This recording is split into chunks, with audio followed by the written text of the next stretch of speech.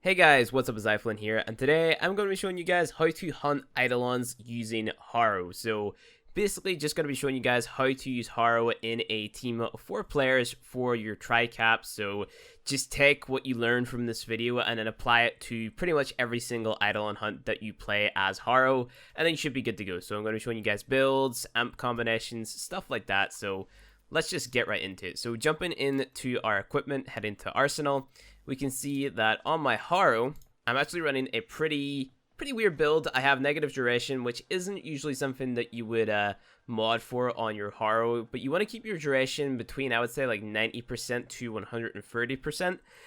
Usually going over 100% on the Harrow builds versus Eidolons is bad, and I'll explain why whenever we get into the fight, but you want to have that negative duration there because you don't want to have your immunity and your crit chance buff up for very long. And the reason for that being is you should be one-shotting the Eidolon limbs anyway if the crewmate in your team is doing a good job. Also, you should get the duration on your ability duration to just kind of match that off like the big magnetic explosion that the Eidolon does whenever you destroy a limb, right? So this is basically on here just to counter all that damage that it bursts out at you whenever you do destroy a limb, and also the magnetic proc. So if your team is running Arcane Nullifier, you don't really need Harrow that much, but having that like constant immunity, like the ability to spam your 4th ability, is really what makes Harrow great. And also that crit chance bonus at the end to just amplify your Chroma's damage, his crit chance, so obviously you kill the Eidolon faster, is kind of the appeal to this, right? So we have Natural Talent on to speed up the casting animation, Vitality for our health, Hunter Adrenaline because I like being able to get my energy back whenever I take my damage, Intensify just for power strength to buff up my effects on my abilities, Streamline and Fleeting so then I can cast my abilities whenever I want to. Fleeting is fully ranked out, so it negatives my duration. Prime Continuity to counteract that negative, but just to put me at 95%. Streamline 1 from the top, that way we start with more energy because you could throw on a maxed one, but you just see if capacity, and the more capacity you start with, then the more energy you start with whenever you jump into the fight, which is just better. And then Power Drift on here also to buff up the strength of my abilities, right? So there's a lot of common misconceptions whenever you're hunting Eidolons that corrosive projection doesn't work anymore. It actually does work, and even if it didn't work, there are other methods to strip the Eidolon's armor anyway, so it wouldn't really make sense to completely nerf corrosive projection and then allow like other ways for the player to strip away the Eidolon's armor. So right now, from what I can tell, using the Sarpa with Shattering Impact can strip the Eidolon's armor, and also a Kavat with Sharpened Claws will actually completely strip away the Eidolon's armor, which is something that you don't want. And the reason you don't want the Eidolon's armor completely stripped is because you don't get that 75% damage bonus from the radiation combo that you'll be running on your Lanka, which is actually a bad thing because then you lose out on like initial shot damage, right? So that's the build, and this is basically just to cast your 4 whenever you destroy a limb of the Eidolon. Pretty straightforward, okay? Moving on to the Lanka build, exact same as the one that I showed in my Vault video. If you don't have a Riven for it, you want to replace this Riven with Vile Acceleration, right? So whenever you're getting a Riven for your Lanka, you're looking for damage, multi-shot, crit damage, crit chance, electricity damage, toxin damage, and possibly even fire rate. Those are the stats that I would say are a good rule for your Lanka Riven. So if you can get something that gives you like multi-shot and fire rate, multi-shot and damage, multi-shot damage, something like that, that is really what you're looking for. Whenever you're shopping for Rivens in general, a Riven that has 3 positive values and 1 negative value, that negative value being minus damage to infested or minus damage to corpus or minus zoom or minus flight speed, something like that, and even minus status duration in this case, those would be really good Rivens, at least for the Eidolon fight. So those are the types of Rivens that I would aim for whenever you're fighting the Eidolon. So multi-shot, damage, electricity, fire. I might have said toxin beforehand, but basically any element that will make radiation should be a go-to. So like I said, if you don't have a Riven, replace that with Vile Acceleration, and then this is a very straightforward build. Split Chamber and Serration for your base damage to up it, Vital Sense for your crit damage, Point Strike for your crit chance, Vigilante Armaments for your multi-shot here, Stormbringer and Hellfire for your radiation, and then obviously your Vile Acceleration or your Riven, which is pretty straightforward. So yeah, Status chance really doesn't matter here because you can't apply status procs to the Eidolon. Puncture / impact, not very good versus Eidolon, which is what makes the Lanka so good, because it's just pure radiation damage whenever you do mod for radiation, and that's why, you know, you get so much damage, because there's no resistance on the Eidolon to radiation damage. He's just weak to it, so it's not going to negate any of your damage because you have / impact or puncture on there. So really good build. And then obviously you have your crit multiplier 4.4 and your crit chance is 62.5, which if you're shooting through a vault shield, that damage will then be further amplified every time you get a crit, and it obviously adds electricity damage to your shots as well, so it just means more overall damage, right? Moving on, Euphona build, pretty straightforward. We won't be using this at all in the fight. It's just radiation with a little bit of toxin on there. It's a crit build, so you can look at this, you can mod for it if you want to, totally up to you, but it's not needed for the fight at all. And then last but not least, we have my Sarpa on here, which is just for stripping away the Eidolon's armor, which is useful whenever you're playing this solo, because obviously less armor means less shots to kill, and less shots to kill means faster time to capture, right? Which is always good. So other than that, that is pretty much it. The main mod on here, or the main mods on here, are Shattering Impact and Prime Fury, and we'd be shooting the Eidolon with the charge attack from the Sarpa about 5 times, and then that is going to reduce his armor enough so we can kill him pretty fast, okay? So moving on, if you go ahead and press 5, when you move about a bit, maybe we can't press 5, there we go. Go into Equipment, go to Operator, go to Focus. The focus tree that we're going to be using is the Madurai tree, and the reason we're using the Madurai tree is for this right here, Void Strike. Now, Void Strike, it's basically a multiplier for our damage, and we can build that multiplier up higher while we're invisible in our little operator, right? So we hold down shift, we go invisible, and then the multiplier for our damage goes up, and we get 8 stacks. So 8 shots is going to be multiplied by the amount you stack up. Pretty good, pretty straightforward. Blazing Dash and Meteoric Dash on here, so then you can kill the lures without having to waste any of your stacks. And then Void Radiance, you don't rank this up at all, apart from the one time that you have to, because this is actually going to consume more energy.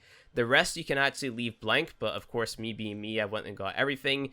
The waybounds for this skill tree are these two right here. So increase energy for amps and void beams by 40%, and increase regeneration rate of energy for amps and void beams. I think, yeah, those are the waybounds. So you want to go ahead and unbind those if you're planning on using different trees outside of Eidolon fights, but this is definitely 110% the tree that you want to be using when you're fighting Eidolons, plus having the waybounds from the Vazarin skill tree, which is Rejuvenating Tides and Enduring Tides, plus the waybounds from your Xenarch skill tree, which is your Void Siphon and Void Flow, because this is just going to make it so that you can shoot more consistently, and you also get more health and more health regeneration from the Vazarin tree, right? So moving on again, go into Equipment, go to Operator, go to Customize. We're going to be using the 223 amp, so that is obviously, let's see if we can actually get the stuff up here. So 223 consists of the Swak Prism, the Straxon Scaffold, and the Lauren Brace. So tier 2, tier 2, tier 3, that's where the name comes from. And on this amp, we're actually using Strike at the minute, but Fury is going to give you more consistent damage. We used to use Strike because of the Adarza kitty. It would actually work by upping the crit chance for your amps, but that was actually changed in a patch. So using Fury will probably give you more damage now. So if you can get a full set of Arcane Fury, that's what you want to be going for. And then also moving on, we're using Magus Vigor for more health on our operator, and Magus Husk for more armor, so that's more effective HP across the board. So pretty straightforward and, you know, pretty easy to understand. So now we're going to run in and we're going to capture a Terror list, and I'm just going to basically explain when you should be hitting your abilities in the fight. What you should do, I would say, is maybe turn up the transmission volume or the speech volume. Alright, so I've eventually got into the planes without crashing. For some reason, it randomly does that whenever I try to load into the planes from Cetus or from my orbiter on the first time of me booting up the game once my computer gets turned on. But it's weird, man. Very strange. But let's go ahead and find the Terror list. So because I've actually been standing here for a little while, he may have roomed very far. So usually the first thing you should be doing as either a Harrow or a Trinity in an Eidolon fight, if you're playing in a team of 4, of course, is getting your lures. So lures are really important because once they're fully charged, they're going to stop the Eidolon from teleporting away every time you destroy one of its limbs. So, to charge up a lure, what you have to do is you have to kill 3 Vomulus near it, so you basically have to turn them into ghost form. What you can do is you can kill a Vomulus, run over to it as your little midget man, which is your operator, and then pick up like the little ghost thing that it drops, or the little thing that makes you flash blue, and then run towards your lure. But that's kind of a not very reliable way of charging the lure, but it is possible. But just to not overcomplicate things, kill the Vomulus near the lure, and then you should be good to go. So what I'm going to be doing is listening for the steps of the Eidolon to find it, because like I said, I was spawned in for a decent bit, which means he could be pretty much anywhere right now. So he's actually kind of hard to spot. I know he's like a big dinosaur looking thing with a tree for a hand, but the Terralist compared to the Guntulist and the Hydralist, he doesn't stick out all that much. So alright, so we have our 2 lures. What we want to be doing is charging up our Void Strike before we get close to the big guy, okay? So to charge up Void Strike, like I mentioned beforehand, you just go into your operator mode, you stealth, so hold down shift or hold down your crouch button, and then once you come out of it, you're going to see beside your health, you're going to have 8 stacks plus a multiplier. So we have 8 stacks with a multiplier of 2.74.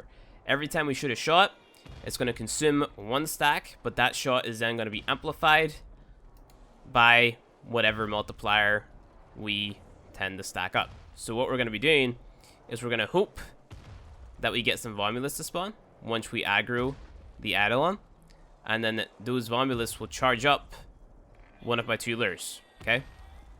So what we're going to do to aggro him, I'm just going to jump in front of him, damage him like this, get on his back like that. I can't actually damage his shields with this, maybe I can, I don't know. Let me see.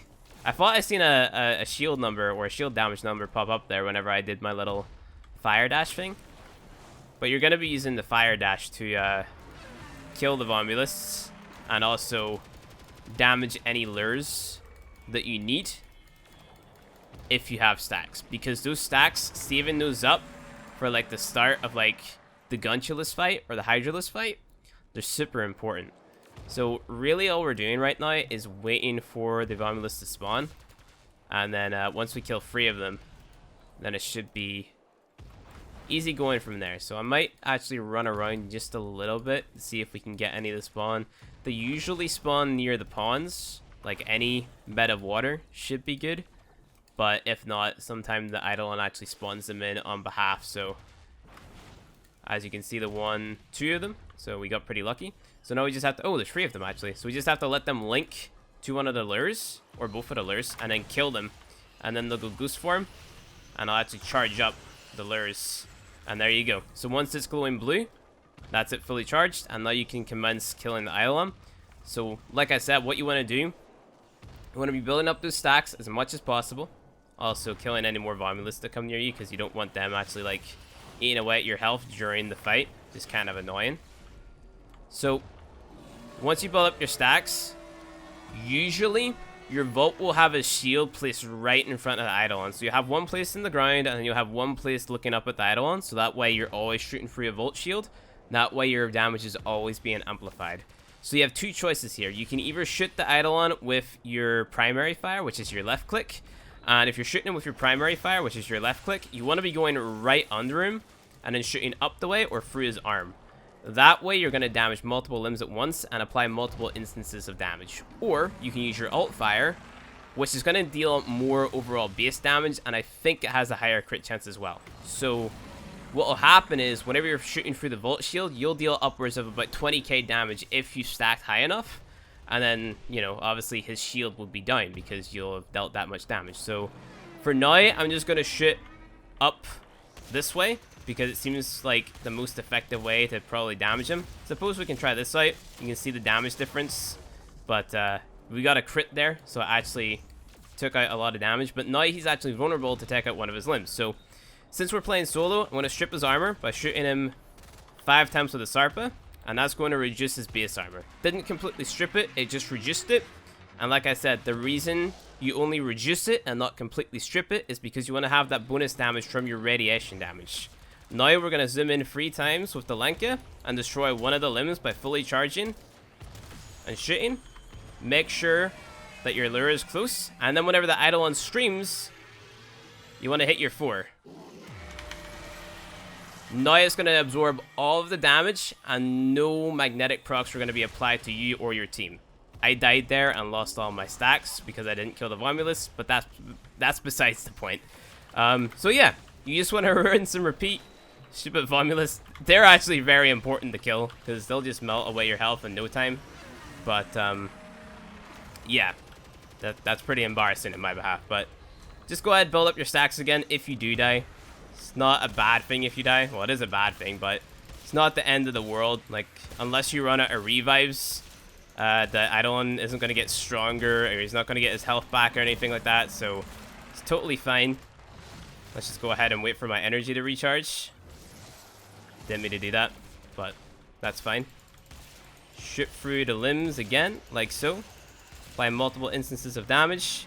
And there you go. He's completely immune again. Just going to go ahead and place an energy pad like that. Destroy his limb. Like so. And there we go. Now we wait for him to do his thing. Now we press R4 now. And it absorbs all of the damage, apart from the Romulus damage. Well, the Romulus only damage you after the immunity ends because they're assholes, but that's besides the point. So you just keep on rinse and repeating that process, and then that is your Tireless fight completely done. You might be wondering like how I have so much health as my operator, and you'll be like, if this is your first time seeing an Eidolon fight, you'll be like, Flynn, I only have 300 health, I keep on dying in my operator. That's totally fine. There's like barely any negative effects apart from the fact I think your maximum health is reduced in your Warframe whenever you die as your operator, and it takes a little bit for your operator's energy to come back. But other than that, there's really no downside. So we just wait for him to do his thing again. Now we press R4. A little bit early that time, but that's fine. Absorbs all the damage, and you just want to rinse and repeat. So died again because I don't did his thing, and then the Romulus are also there to damage me. So let's just go ahead and kill these guys, so that way we don't get killed by them again. So they are in ghost form, so you have to kind of kill these guys twice, which is rather annoying, but once they're out of the way, it's pretty good.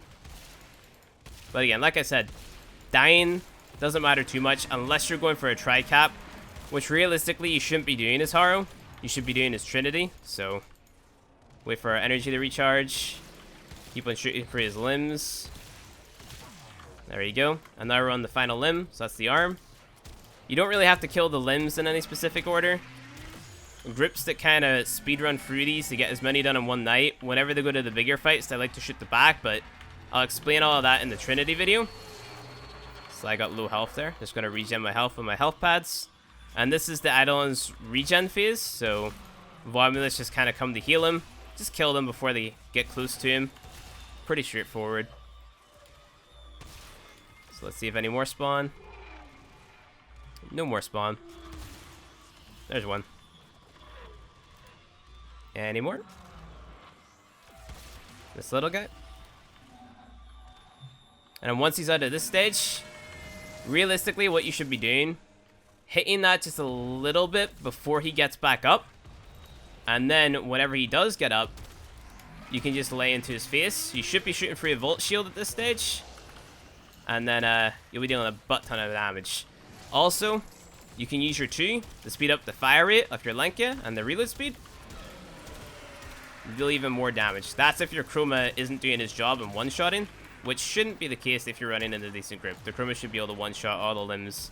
Also, if you're running like 3 times cruiser projection, 90% of his armor should be gone, so you should be dealing a lot of damage. So, yeah. And that is your Tireless fight. That's how you do your job as Harrow. You want to be building up your stacks in down phases as well, so this is implying your team hasn't got Arcane Nullifier, like I said at the start of the video. your Harrow is kind of just there to make it so that your entire team's energy doesn't get sapped by those big explosions, and they don't go down by those big explosions as well, so they can kind of just, you know, waddle around and do whatever. So that is pretty much it. That's how you play as Harrow. Just anytime the Eidolon does a big explosion, you hear him do the yell or the roar or whatever, you just press your 4. It should last long enough to completely block out all the damage from it, and then that is pretty much it. So other than that, you know, just get your 2/2 free amp if you're using Void Strike, free 2 free amp if you don't have Void Strike, and then that's really it. So that's how you hunt your Eidolons as Harrow. So if you guys enjoyed this video, go ahead, hit that like button below. If you want to see more Warframe content from me, hit subscribe, and I'll see you guys in the next video.